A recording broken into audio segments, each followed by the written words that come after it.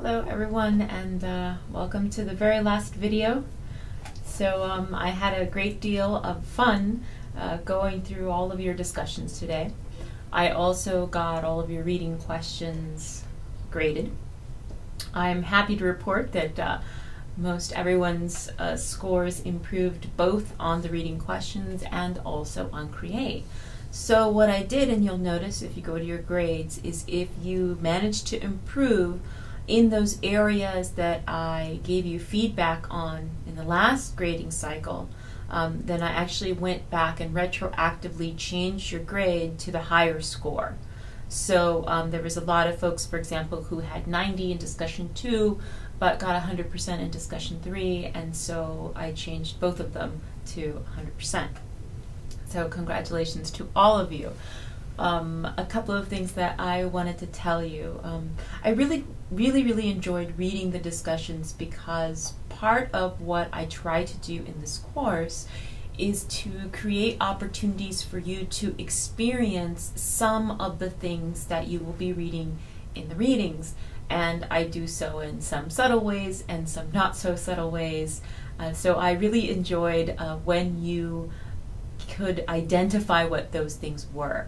So there were many folks when they came to the question on sort of how one can use technology to improve sort of metacognition, and they started talking about sort of scaffolding and fading, and they were able to tie that with the ways in which I use Yammer and the ways in which sort of I modeled the moderation portion in the beginning, and then I assigned moderation to other individuals and then slowly faded. I thought that that was really nicely done because that gives you a concrete opportunity to evaluate the trade-offs with such an approach. And what I mean by that is that all of these sort of theories can result in instructional strategies, but you have to be aware that there's both costs and benefits to how we do this. So even just considering how I use Yammer, one of the benefits is that it does provide sort of an opportunity for you to sort of discuss things sort of at the level of the community and create sort of community values and ask questions and explore. But many of you sort of pointed out some really important costs. The biggest one is that it really depends a lot on the community's effort to maintain a high quality community. And so the moderation plays a key role, and how you sort of take part in the moderation. Also how you choose to participate. And that is very much sort of out of the control of the instructor once the instructor starts to fade. So you have to think really carefully about what the goal of Yammer or what these systems would be. Because I have the Create system where you can talk really in depth and I get to read sort of what you're thinking, I wasn't as concerned about the level of rigor that was happening in Yammer. And so my biggest goal in using Yammer was not just to provide you that space, but also to give you an opportunity to practice moderating, which some of you actually talked about. Some of you went on to use that in other courses and in other classes. I think that the experience of moderating is really eye-opening because it allows you to really see the cost and also some of the benefits and the importance of being involved sort of in Yammer. So that's definitely sort of a good part of it. But that I definitely felt that many of the students were really thinking about these things very deeply. You were also very able to sort of pick out all the elements in the Create system that tied to the readings, right? Particularly sort of supporting metacognition, supporting collaborative interaction, socio-metacognition, and then thinking about sort of the costs and benefits of that. I thought that your groups did that extremely well. I really also was looking to see sort of the costs and the downsides I really appreciate getting that kind of feedback, because we are always trying to improve the Create environment, and part of the challenge is not just improving the system, but really improving the activities that surround the system and trying to find ways of articulating sort of best practices for teachers that they can use. So that was particularly interesting as well. There was also one team that decided to bring up the age-old question of what is a scaffold, because they were determined that they were going to do it better this time. That was very enjoyable. There was another team that suggested that we should have Create Wars, where basically teams would at some point meet together in a Create environment, and they would sort of, create war off in terms of who could outbuild or out-knowledge negotiate each other, which I found extremely entertaining, and I was laughing about that in my living room while my husband was giving me odd stares. So thank you for that. All in all, it has been an extremely enjoyable class. I think that what I have really gotten out of it as an instructor, and what I can try and give to you, is that I've taught this class many times before, and I was always astounded that when I would teach it and students would write papers, they would read all the readings but still never really understand what a scaffold was, or never really sort of make the connections between what the readings were saying and some of the classroom experiences.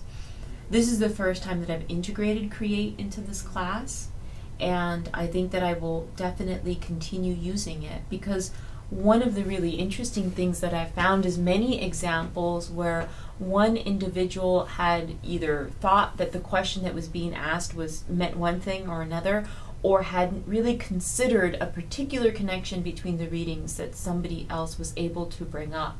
And in doing so, that individual sort of had an aha moment and was like, wow, why didn't I think about that? I wish I could go back and rewrite my reading questions activity, which was a suggestion that another group said maybe we should have them do that.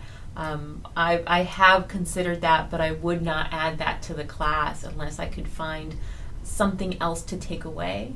And so if I went that route, I would probably take away the final paper and really just have them do the reading questions activities pre-post and create. I hesitate in doing that though, because I like to give students options as much as possible, for them to pick what it is that they want to do and what they want their learning experience to be. I think that can be problematic with a World Campus course, which is the hardest thing that I'm trying to learn and negotiate. That sometimes giving students options creates confusion, because the difficulty with a World Campus course, it's different from a resident course, is you cannot improvise as much in a World Campus course, because the distance and the inability to be in the same space really puts a lot of requirements on making sure that the course is ordered and that it is coherent with regards to what the assignments are, what the grading is, and all of these types of explanations. And so even though I like to give students the option of choice, that option of choice can sometimes lead to confusion. And that's okay for some students, but I think it can also add stress to a lot of my students who are already sort of balancing work pressure and trying to keep up with the online environment. So I don't know what the answer to that is yet. I hesitate to take all choice away from my students in online settings, but perhaps the best approach is simply to make those choices available at the beginning of the year and then not allow for any changes after the fact. So your comments are welcome. Particularly, feel free to comment on YouTube and let me know what you think with regards to these really important instructional decisions. If I can leave you with anything, I would leave you with the advice that technology is a very, very powerful tool, but like any powerful tool, it has the potential for both positive and negative effects on learning. And so as a knowledgeable instructor, Your goal should be to really think very carefully about the strengths of that particular tool and how best to align it with a goal that you have for learning. So, no tool is always perfect, but you do have to figure out how to use it for your benefit and perfect that use.